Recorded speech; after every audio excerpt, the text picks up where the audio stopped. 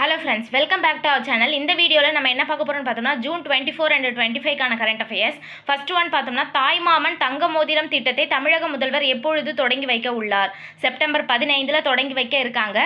இந்த திட்டத்திற்கு ஆண்டுதோறும் ரூபாய் 755.83 கோடி நிதி ஒதுக்கீடு செய்யப்படுகிறது. தமிழக அரசு தாய் சேய் நலனை மேம்படுத்துவதற்கு மிகுந்த முன்னுரிமை அளிக்கும் வகையில் இந்த திட்டத்தை அறிவிச்சிருக்காங்க. இப்போ கரண்டாக என்னென்ன திட்டங்கள்லாம் வருதோ அதெல்லாம் கான்சென்ட்ரேட் பண்ணிக்கோங்க. தாய்மாமன் தங்க மோதிர திட்டம் பார்த்தோம்னா செப்டம்பர் 15 ஸ்டார்ட் பண்ண போகிறாங்க. எவ்வளோ நிதி ஒதுக்கியிருக்காங்க அப்படின்னா 755.83 கோடி ஒதுக்கியிருக்காங்க. அடுத்து தமிழகத்தில் ஒவ்வொரு தனிநபர் மீதும் எவ்வளவு கடன் சுமை இருப்பதாக நிதிநிலை தொடர்பான வெள்ளை அறிக்கையில் குறிப்பிடப்பட்டது. ரூபாய் 1.28 லட்சம் ஒவ்வொரு தனிநபர் மீதும் கடன் சுமை இருப்பதாக தெரிவிச்சிருக்காங்க.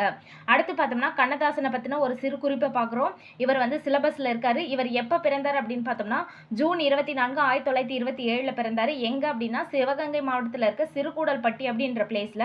இவருடைய இயற்பெயர் முத்தையா. இவருடைய பெற்றோர்கள் சாத்தப்பன், விசாலாட்சி. இவர் கல்வி பார்த்தோம்னா 8ஆம் வகுப்பு வரை பயின்றிருக்காரு. இவருக்கு வளர்ப்பு பெற்றோர்கள் இட்ட பெயர் நாராயணன் அப்படின்ற பெயரை தான் இட்டு இருப்பாங்க. இவர் கண்ணன் என்ற ஆசிரியர் கீழே படிச்சிருப்பாரு. அதனால கண்ணன் அப்படின்றது, தாசன் அப்படின்னா அடிமை அப்படின்ற ஒரு பொருளை குறிக்கும். அதனால கண்ணதாசன் அப்படின்ற பேரை இணைச்சி அவருடைய பேரை இட்டுக்கினாரு. வளர்ப்பு பெற்றோர்கள் இட்ட பெயர் நாராயணன், இயற்பெயர் முத்தையா. அவர் சூட்டின பெயர் கண்ணன் என்ற ஆசிரியரினுடைய நினைவாக கண்ணதாசன். கண்ணன்றவர் தான் அவருக்கு குருவா இருந்ததுனால அவருடைய பெயராக கண்ணதாசன் அப்படின்னு அவர் வச்சுக்கிட்டாரு. அடுத்து கவிதை பார்த்தோம்னா 16 வயதுல எழுத ஸ்டார்ட் பண்றாரு. இவர் அரசியல் பார்த்தோம்னா ஃபர்ஸ்ட் திராவிட முன்னேற்ற கழகத்தில் இருக்காரு. அதுல அறிஞர் அண்ணாவை பற்றின ஒரு முக்கியமான கூற்று சொல்லியிருக்காரு. என்னன்னா, ஆயுள் காலம் முழுவதும் அறிஞர் அண்ணா அவர்களுக்கு தொண்டனாகவே இருக்க ஆசைப்படுகிறேன் அப்படின்ட்டு சொல்றாரு. சாகித்ய அகாடமி விருது சேரமான் காதலிக்காக 1980 வாங்குறாரு. இவர் 1978 தமிழக அரசினுடைய 2வது அரசவை கவிஞராக எம்ஜிஆர் அவர்களால் நியமிக்கப்பட்டிருப்பாரு. இவர் ஃபர்ஸ்ட் 1949 திரைப்படங்களுக்கு பாடல் எழுத ஸ்டார்ட் பண்ணியிருப்பாரு. தன் வரலாறு மனவாசம் அப்படின்றாங்க. இது மட்டும் இல்லாமல் தன் வரலாற்று நூல்களை குறிக்கிற வேற என்னென்னலாம் எழுதியிருக்காரு அப்படின்னு பார்த்தோம்னா என் சுயசரிதை, என் வசந்த காலங்கள், மனவாசம், வனவாசம். இதில் மனவாசம் பார்த்துட்டோம். இன்னும் 3 பார்த்தோம்னா என் சுயசரிதை, என் வசந்த காலங்கள், வனவாசம் அப்படின்ற 3மே தன் வரலாறை பற்றி சொல்கிறது தான். பாரதிதாசன் பரம்பரையில் தன்னையும் ஒருவராக சேர்த்துக்க சொல்லி ஒரு கவிதை ஒன்று எழுதியிருக்காரு. என்னன்னா, தேன்பாய் நின் செழுங்கவிதை மரபில் என்னை சேர்த்துக்கொள் என கேட்க வேண்டி வந்தேன் அப்படின்ட்டு சொல்றாரு. யாருடைய பரம்பரையில்? பாரதிதாசன் பரம்பரையில் தன்னையும் ஒருத்தரை சேர்த்துக்க சொல்றாரு. இவர் மொழிபெயர்ப்பு திருக்குர்ஆனின் தோற்றுவாயாக விளங்கும் அல்பாத்திஹாவை தமிழில் மொழிபெயர்த்தார். அதே மாதிரி அர்த்தமுள்ள இந்து மதம், இயேசு காவியம், இது எல்லாமே இவர் தான் எழுதியிருப்பாரு. அடுத்து பார்த்தோம்னா 6 உலக கோப்பைகளிலும் கோல் அடித்த வீரர் என்ற சாதனையை படைத்தவர் யார்?